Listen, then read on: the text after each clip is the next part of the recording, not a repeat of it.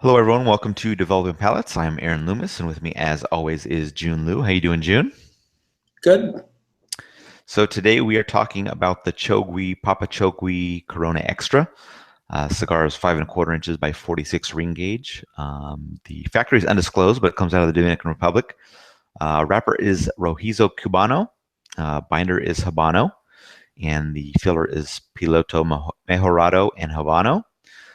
Blended by Victor Nicholas, and the cigar was released in November of 2016. Price point is $9. So with all those details out of the way, June, what was your pre-light experience like? Prelight was good. I thought first with the look, wrapper, leathery, medium brown, Colorado Claro shade. Veins well pressed, seems tight but visible. Cigar felt pretty well rolled and bunched. Had a uniform even give throughout. That man bun head that we love so much. It's capped off with a thick triple cap.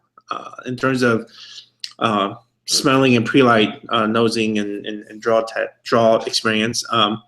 Wrapper got some flowery perfume and cedar. Smelling the foot, some sweet cedar, white pepper, and dry nuts.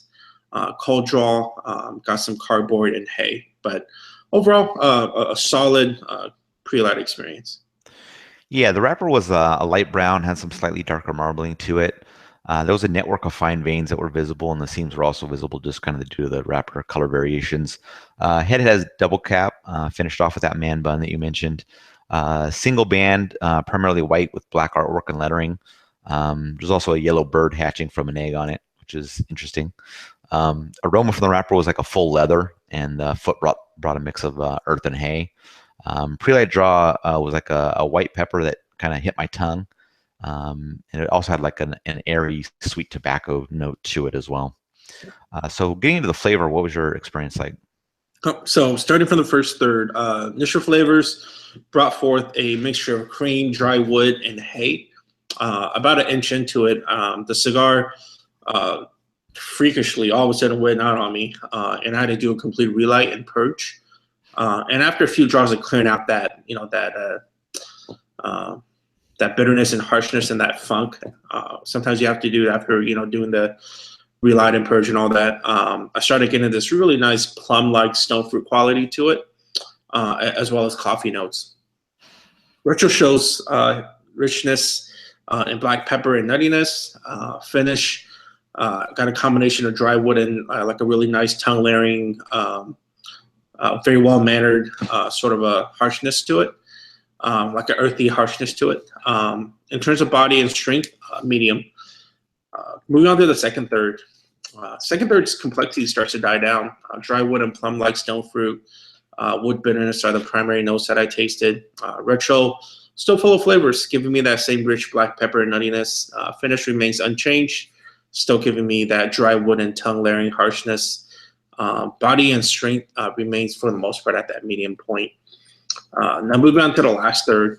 Last third is kind of interesting. I thought that it was kind of all over the map in terms of flavors. I'll say that the consistent notes are dry wood and that plume-like stone fruit.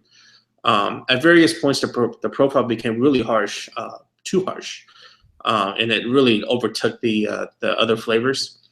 Also, I started getting some metallic notes halfway through the cigar, halfway through the last third of the cigar, and I thought perhaps that was a function of like the cigar's youth, which I typically get at like a really fresh box of like Cuban cigars. Mm-hmm.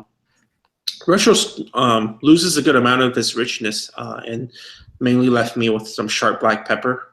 Finish, lasting dry wood with soft bitterness weighing especially on the tongue. Body and strength still for the most part at that medium level. So basically, this experience was a good, average, and what the hell. The cigar started out with like a mix of mellow baking spice and cedar. The retrohale kind of carried that mellow baking spice, which gave a nice slight tingle in my nose. Half-inch in, the baking spice and the cedar were mixing together really nicely. And that 3/4 inch in, that baking spice transitioned to black pepper, while some cream joined in the profile as well. An 1¼ inch in, the cream leaves. So the profile was like really a peppery cedar. And then as the third was coming to a close, that pepper increases a bit, kind of slightly leading the cedar. And the strength level was right at medium. And then getting to the second third, the pepper evens backed out with the cedar. Retrohale was primarily cedar with a slight bit of pepper in the background. Then at 3/4 of an inch in, that cream came back in a good dose to mix with that peppery cedar. And then 1.25 inches, a little bit of mintiness joined in on the profile as the cigar was beginning to heat up a little bit. And as the third came to a close, that pepper left the profile, and that creamy cedar with some mintiness is what remained. Retrohale was cedar with a little bit of mintiness as well, and the strength was right at the medium level. And then getting to the final third, the mintiness increases while there's kind of a still good dose of the cream with the cedar in the background. The cigar was pretty hot at that point, and at 3/4 of an inch in, that heat settled down, and the mintiness kind of followed suit and settled down as well. 1.25 inches. The profile was creamy cedar with a little bit of mintiness in the background, and that's kind of how the cigar finished out. And the strength kind of just remained at medium, as the previous thirds were. So getting into performance for burn and draw, what was your experience like? Burn, as I kind of talked a little bit about within the first third, I thought it was subpar. Definitely less than average. That heavy relight required in the first third. Also, the leaves just had a really difficult time burning in unison, especially within that last third, where some portion of the wrapper just, the wrapper leaf was just, unburnt and tapered, heavily tapered. Cigar also became really hot around the beginning of the last third, and that was just, that made me have to taste more of that harsh bitterness. So, draw, on the other hand, was perfect. I thought that it had just the right amount of resistance to let me take in all the flavors. Yeah, burn was razor sharp for me through the first third, and then after that, then things just weren't really downhill. It got really wavy. The cigar went out multiple times, required relights, so just wasn't that great of an experience. For the draw, this is one of the rare instances where I get a loose draw. That's not. I don't typically get a loose draw. It's usually either right on the money or slightly tight. But that may have been partly the reason for the cigar going out so many times. It was just like I'd have to kind of draw on it to kind of keep it going. And even then, it was still going out on me. And I think that's probably what definitely led to the cigar getting pretty hot for me. So what were your final thoughts on the cigar? Final thoughts. I thought the combination of the subpar burn in a dwindling flavor profile created just overall average experience for me. I thought that the cigar took off really well within the first third. I absolutely dug that plum stone fruit jammy aspect of it. But just because I like one note, it doesn't mean that cigar is good. And that was probably the only part of it that I really popped out for me. And it can't be made up for the just a bad burn that the cigar had. I mean, this cigar came out, you said November 2016. So it's been sitting around for how long?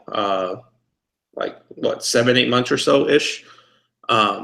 It just I said in my comments within the written aspect of it that I like to have some of these cigars sit and revisit it down the road. Hopefully it'll match more like the first third experience for me. But I mean, I don't know. I mean, it's always a moving target, right? But especially when I taste notes like metallic notes, right? Like it just makes me think that the cigar isn't at its prime time to be smoked. Yeah. I mean, for me, this was a case of the construction just really letting the cigar down. I mean, the flavor in the first third was good, but then after that, I just kind of battled the draw and the burn the entire way. Cigar got pretty hot due to the loose draw and the constant relights. But I'm hoping other samples are better. But I mean, as you mentioned, you kind of experienced some of those similar things in regards to at least for the burn, right? So, I definitely like to revisit this one, just kind of hopefully get better performance to really see what the flavors are like. Maybe some more time is what's required as well. But right now at this point, I really couldn't recommend this cigar based on the one that I had a chance to smoke here. So getting into the scores, I gave it a 4.60. You gave it a 5.47. How do you think that matches up with your experience? I mean, that overall tells me that an average experience, and that's kind of overall I had. I mean, if I didn't score the draw such a perfect score, I mean, I would have probably definitely got a lot closer to what you got.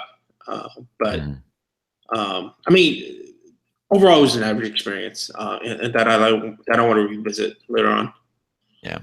Yeah, my match is up perfect. I mean, it just construction was bad on it. So and it knocked down the flavors. So it just overall was below average for me.